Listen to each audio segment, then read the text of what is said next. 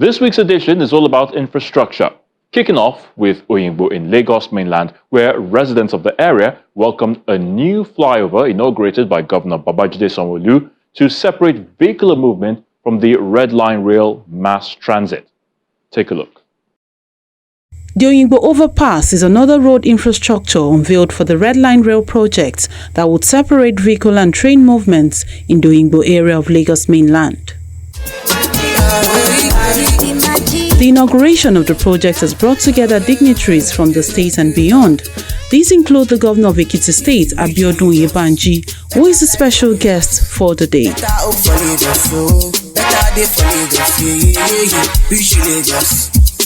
life for Lagos, better hope for Lagos, better day for Lagos. The project is a T-bridge design linking Lagos Highland to reduce traffic. The managing director of Lagos Metropolitan Area Transport Authority says the state will share tracks with the Nigerian Railway Corporation for easy movement. The Red Line project, the Red Line Oyingbo Overpass Bridge, has a total of 717 meters and it is a T-bridge. I would also like to inform you that the infrastructure to support the operation of the LRMT Red Line Rail are already in place, with stations and rail platforms built at Oyingbo, Yaba, Moshi, Oshodi, Ikeja, Agege, Iju. By and large, the whole system will be ready for testing operations from the first quarter of next year, with the infrastructure ready by the end of the year. This rail line will reduce congestion, emissions, and facilitate easy movement for commuters and goods. I want to sincerely appreciate all stakeholders for their cooperation to ensure that we get to this point that we are at today. I also want to mention particularly the Nigerian Railway Corporation, NRC, and the Federal Ministry of Transport for their cooperation and support. We will share tracks with the NRC from Ebute Metta to Agbado, while the Federal Ministry, in acknowledgement of this, provided the conducive environment for the bridges as well as our own dedicated tracks from Ebute Metta Junction to Oyingbo to be constructed. Other state officials speak on the significance of improving transportation efficiency in the state. The State Strategic Transport Master Plan, STMP, is very clear and specific on the transport projects and infrastructure required to make our beloved state competitive among the College of Cities. The Lagos Rail Mass Transit projects are a subset of the STMP, which prescribes 6 rail lines and 1 monorail for Lagos.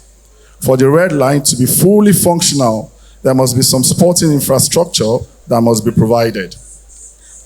The LRMT Red Line Oyingbo Overpass Bridge is one of such supporting infrastructure. The provision of this transport infrastructure is a testament to the fulfillment of the electoral promises of Mr. Governor under the first pillar of a Themes Plus development agenda, traffic management and transportation. The government's vision for transportation for Lagos is one that is sustainable, intermodal, and an integrated system. Our transport infrastructure therefore speaks to the intermodality. For instance, the Oyingbo train station connects to the terminal, thus giving commuters the choice of which transport mode to use to get to their destinations. As much as I'm happy to be here, I still remember that this is the same bus terminal that was burnt down some time ago. To my surprise, the bus terminal is now up and running again. And not only that, we now have a T-bridge in Lagos mainland. Mr. Governor, I want to say to you, you have done very well. And the people of Lagos mainland will forever be grateful to you.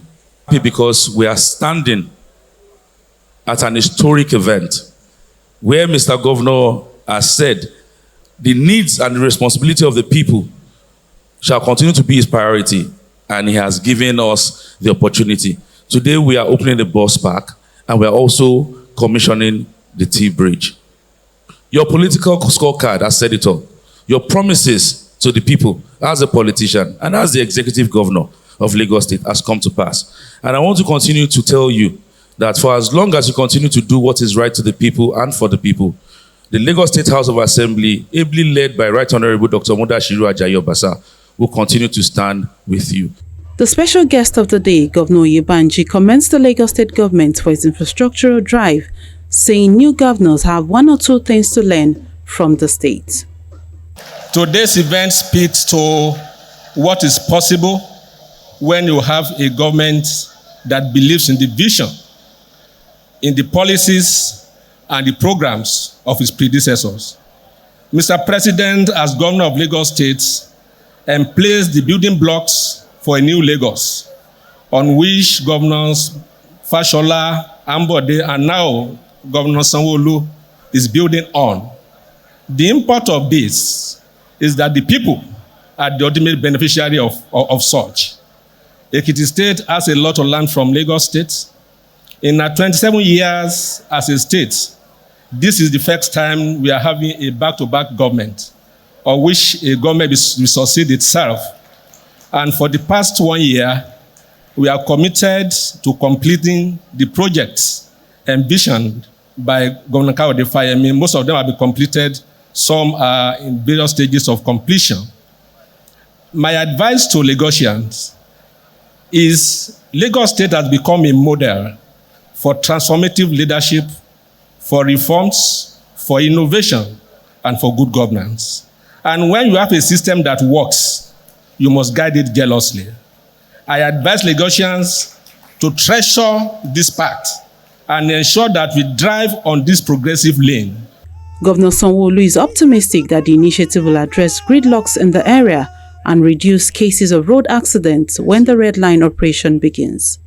This is a typical breach of a direct local content. We chose STEP to do this work for us because we believe in their capacity and they have not disappointed us. Let us give them a round of applause for doing us this honor and for ensuring that indeed skills are being transferred and knowledge is being seen as one of the ways in which we will bequeath something for the future. I think it's also important that we'll also, remind ourselves, that when we promise a master plan where rail, road, water, infrastructure will work together, this is a classical example of it. Here in Oyingbo, you will see that there's a bus station that is a massive bus station, and there's going to be pedestrian walk to get onto the train stations, right? So you can commute from the train stations onto the bus stations, and it will be seamless. But the most important thing, ladies and gentlemen, is the fact that in all of our transportation solutions, we're using only one single card, which is called the Cowrie card. Cowrie card today has been distributed to over 4 million Lagosians.